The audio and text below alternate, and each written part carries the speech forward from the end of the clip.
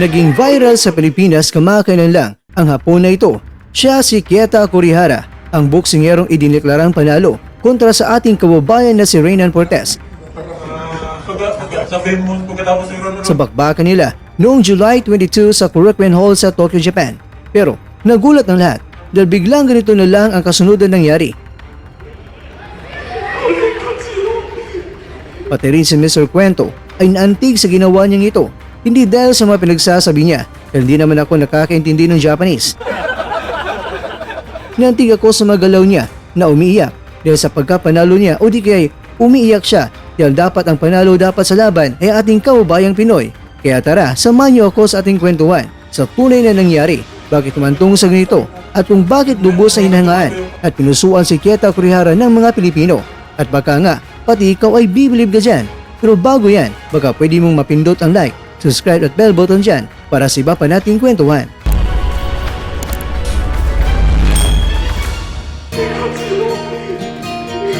Sa pagkakataong ginawa ito ni Kurihara ay marami ang nagulat dahil bigla na lang naging ganito ang reaksyon ni Kurihara sa kanyang pagkapanalo.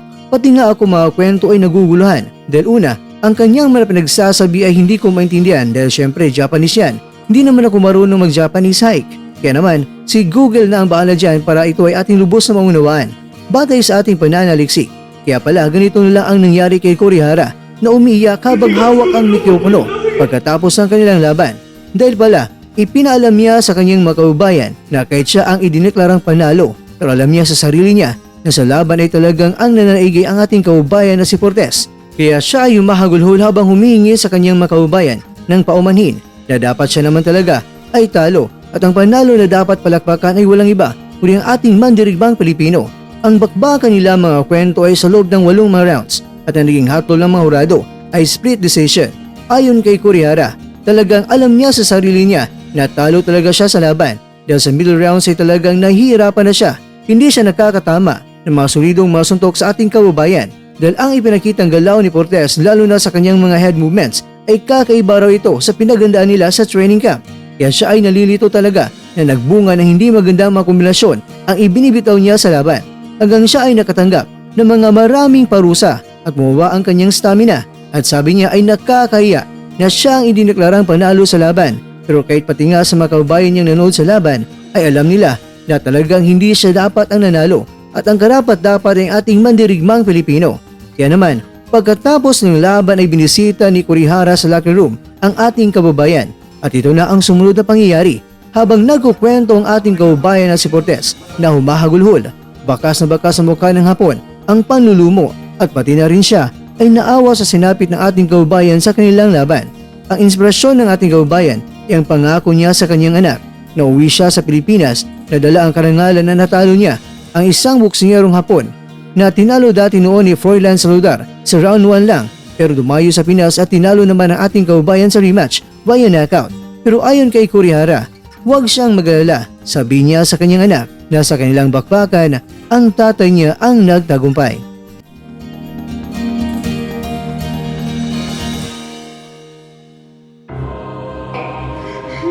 Kakwento, ang ginawa ni Kurihara ay hindi isang pangkaraniwang ginagawa ng mga mandirigma, lalong-lalo na siya ay Hapon. Bilang lain ng mga samurai ay matalo man sa digmaan, pero hindi hayaang mamatay sa kamay ng kalaban. Pero ang ipinapakita ngayon ni Kurihara na tanggap ang pagiging talo sa laban ay mas nagbigay pa sa kanya ng hindi basta-bastang taglay ng kagitingan at katapangan. Hindi lahat ng mga boksingero ay tanggap nila ang pagkatalo. May ibang boksingero na natalo na nga pero sasabihin na ang kalaban ay mahina at nakatsamba lang ito.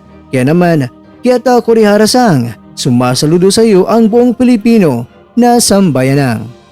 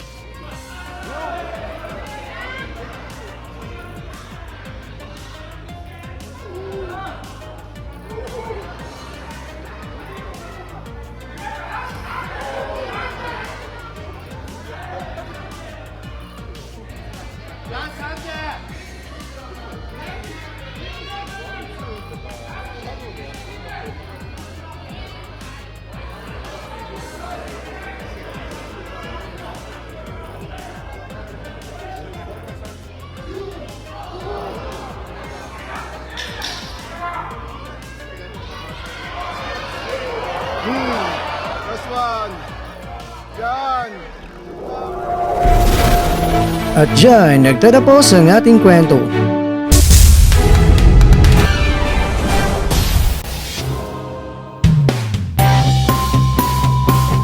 Maraming salamat mga kakwento sa inyong panonood. Pero baka naman mga kwento ay nagustuhan niyo po ang kwento natin ngayon. Baka pwede niyo pa akong mabigyan dyan ng like, subscribe at pa-click na rin sa bell button. Pero bago tayo tarapos sa mga kwento ay syempre, shoutout po muna tayo dyan sa ating mga kakwento. Kikakwentong Jonas Gaviola, kikakwentong Jets, kikakwentong J. Roa, at kikakwentong nanonood ngayon, shoutout sa dyan. Bueno, hanggang dito po muna ang ating kwentuhan at abangan nyo na po ating susunod na video. At dito lang po yan sa isang channel na kung saan maaaring ito'y mga kwentong di pa na kwento sa inyo.